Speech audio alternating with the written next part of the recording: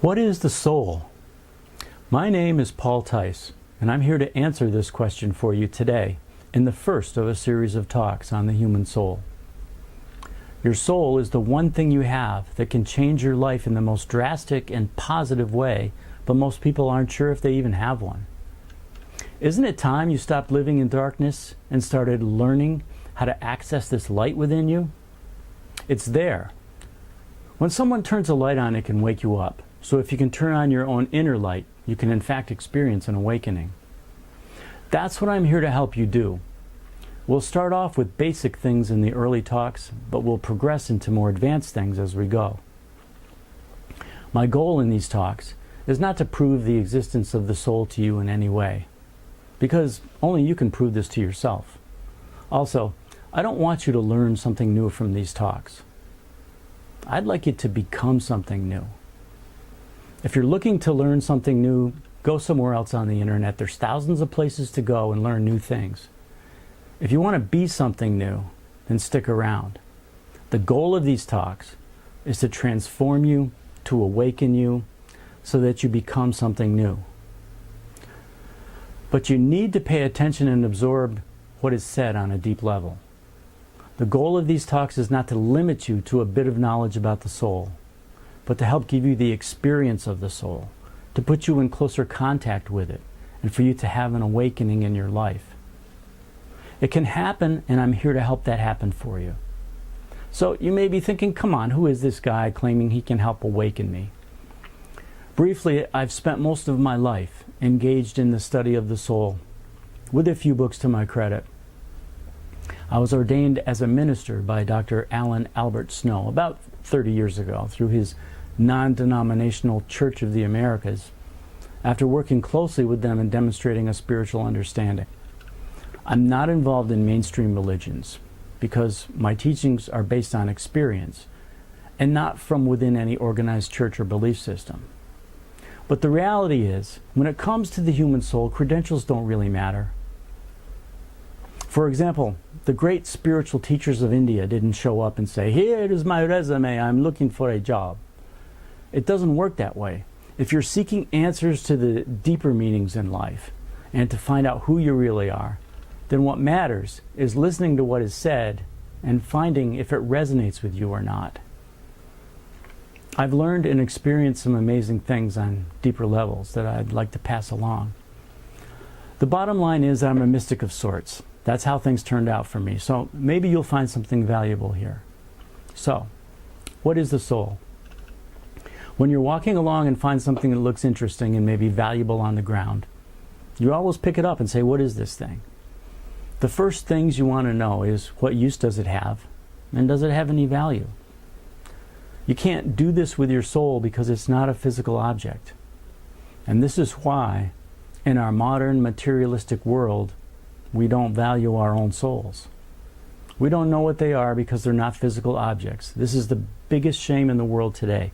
We don't value the soul because we can't pick it up and physically examine it. So people question whether they even have one.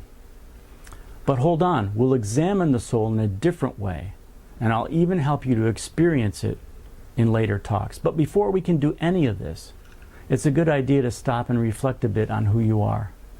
Think about it. You'll be coming to conclusions during this process, but if you don't even know who you are, how can you trust the conclusions that you might come to? A proven way to learn who you are is to eliminate all the things that you're not. This is a philosophical exercise that's been done for centuries, and it's basically the process of elimination. So there's a sign that I created that's posted in my metaphysical bookstore to get people to think, and it's called Find the Answer. It reads, find the answer. You have a body, but you're not your body. It's just your vehicle in the physical world. You have thoughts, but you're not your thoughts. They are a reflection of you. You have emotions, but you're not your emotions. Who are you? Seriously, you need to stop and think about that. You might say, my name is so-and-so and I'm a human being. But one is not really being human at their full potential without a connection to the soul. Without it, they are merely a human existing and not a human being who they really are. This is why so many people feel that something is missing in their lives. So let's explore what the soul is. It's often said that we are composed of body, mind, and spirit, or body, mind, and soul. We're very familiar with the body and mind. They work together continuously, so often distract you from the most important part of you, the soul.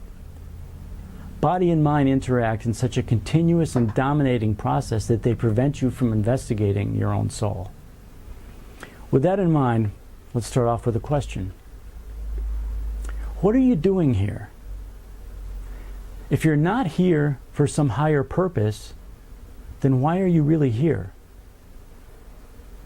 Why are you here? Most people don't know. Was it an accident? Or did you choose to come here into this world? If you chose to come here, why did you? You being here in this world is not an accident. Your soul is what brought you here.